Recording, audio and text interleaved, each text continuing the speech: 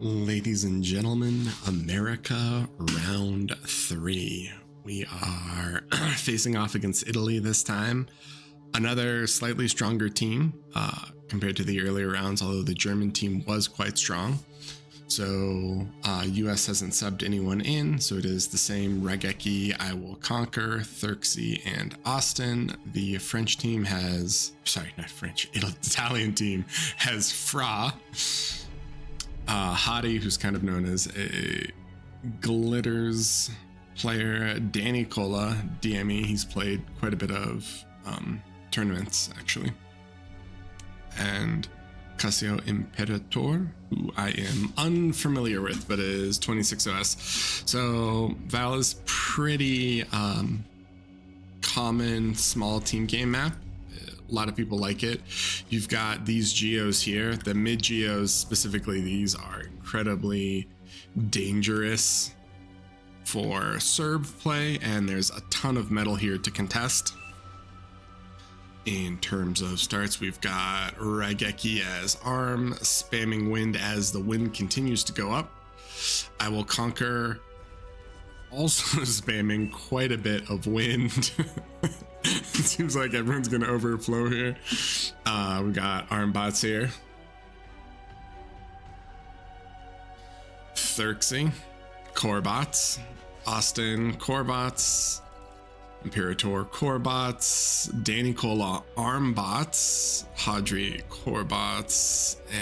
And core bots. So a little bit of a split between, we see more core on Italy, more arm on USA, but especially with the terrain, we're going to see a lot of bot play. It could be some transitions in the middle.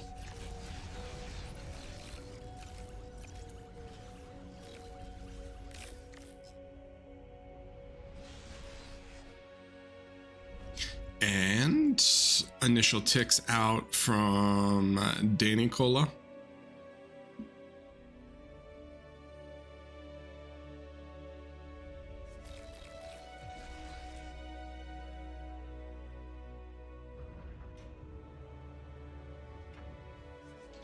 And they might actually be able to pick off this expanding con from Therxyy. Oh, this is actually nice. This will slow down Therxyy quite a bit, which definitely provides... does it? Yeah, he gets it. He gets it easily. Nice. And he's going to be able to penetrate even deeper and hopefully get some good scouting info. Does he? You know, he won't get another. There is a grunt here that can kite, but maybe he gets the other mechs, loses 2 ticks for his troubles and a bit more scouting. This tick is going to make it in, but immediately picked off by Conquer there. And Conquer with his early E-store. This man is an addict. Few initial scouts and skirmishes across the map as players find their opponents and try to inflict a little bit of economic damage. It doesn't seem like we saw any super large trades, with the exception of Therxyy losing that expanding con, maybe a little greedy, but I do like this 5 con opening. okay. This is some Ragna level greed right here. Hopefully he's not punished for it. Austin does have 7 grunts coming out, so if this commander isn't in position, this could be a real short fight on bottom if Austin decides to be aggressive.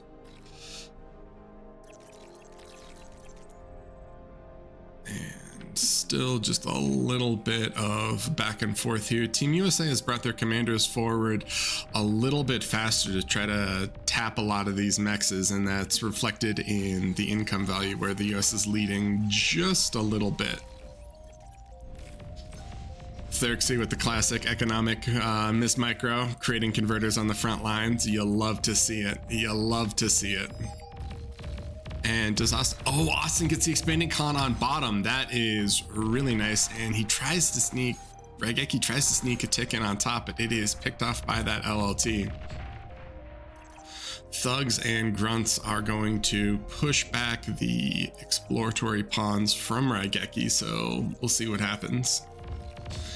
And Therxyy is going to, he's going to miss micro a little bit and get collapsed on by these pawns. I think he just has enough grunts for this not to be an issue. So he's going to keep pushing forward, but he doesn't know the commander's there. He sees it now and he's going to back up. daniilcola also has a Guardian Centurion that's ready here. So I don't think these grunts are going to be able to get past here too far. We do see quite a bit of decent energy scaling from most players. This is such a great wind map that it makes sense to really spam out your wind production. And just grunt on grunt in the bottom, reminiscent of the 1v1 era.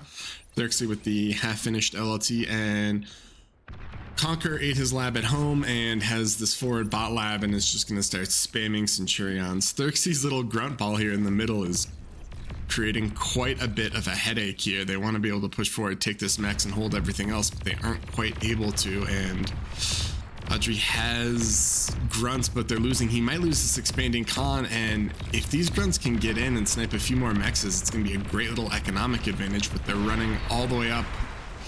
Owl Conqueror is going to push forward, dig on that max, and does he lose? He doesn't lose the Centurions. Haundreyy needs to be really careful here. These Cents, if Conqueror can micro them well, will be able to snipe this commander, and Haundreyy is backing up down to 30. He might lose his comm here.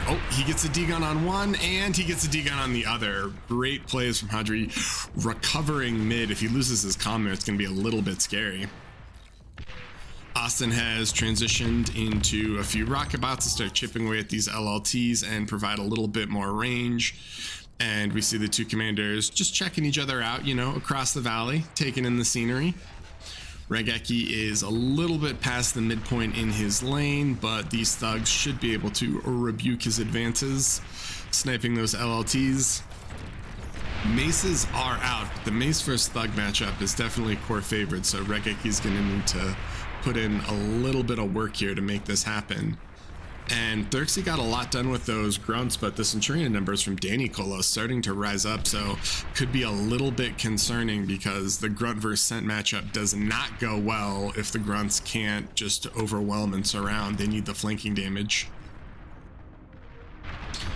We still see the battle up here, and Raigeki did get some LLTs up. And with the high ground difference here, it does make it a little bit more difficult for those thugs to trade evenly in. Therxyy trying to sneak through some of these, but it looks like he's not going to be able to sneak them through. And Centurions clean it up. And Conqueror right here is in the midst of battling versus thugs. We see quite a few Cents coming out.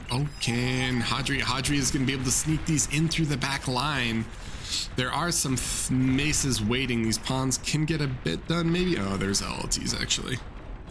So it looks like Raigeki was prepared for that, but his forward position is getting chipped away. He needs to be pretty careful with his commander. These thugs are just gangsters out here in this northern lane, chipping away at all these LLTs.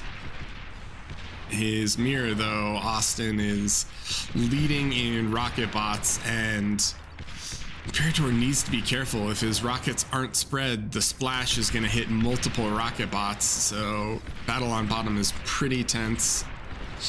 And we'd see the thug transition from Therxyy to fight these Centurions just through range. Raigeki has more maces on top and is continuing mace production. We don't really see any super interesting transitions. I take that back. Blossom has transitioned into bombers, and he knows that this is a wind map, so there's going to be wind farms. If he can sneak his way in, ooh, these are juicy. Austin has 2-row columns. Granted, they are armed bombers, so there's always that risk of accomplishing very little. But he could do some great wind economic damage if he can get them off and actually get them done. Conquer is pushing in mid and rezzing and repairing all these Centurions. Haundreyy needs to be careful, and here's the bombing run. No scout, though. Or sorry, not Blossom, daniilcola. I don't know why I said that. No scout, so he doesn't actually see the wind farms. He's going to be blind bombing here. We see the nettle going down and initial bombing run. Pretty good. We're going to get 5 kills and they're transitioning over. Nettle's coming down. I think daniilcola is going to accomplish quite a bit with this bombing run. This is juicy for Italy. Shreds Raigeki's energy economy. They're going to lose almost all of these, which are coming back. Where did that commander die? Sorry. daniilcola, while microing those bombers, does lose his commander to Therxyy though, and mid is looking really scary. Haundreyy does have a good cloak here. Bombing run. Yeah, without the scout, he doesn't quite see it, and now there's AA up. So great economic damage on, well, a bit on Conquer, but quite a bit for Raigeki's wind farm, which should help top. The real problem for Team Italy, though, is feeling like mid is on a razor's edge, on a knife's edge, is collapsing. Austin also is going to be able to sneak quite a few grunts in here, even though the front is holding. Oh, no. No, he looked away. Oh no, Austin is able to snipe that commander on the front, and he has all these grunts flooding into the back. They're going to get converters and a little bit of BP. I don't know if they're going to be able to get too much more, but the loss of the comm on the front is the real consideration here, and the resign vote is out with mid and bot collapsing. Team USA was able to push through quite a bit more. So well played Italy and well played US. So US now is up 3-0 in the standings in their group. So way to go, gentlemen.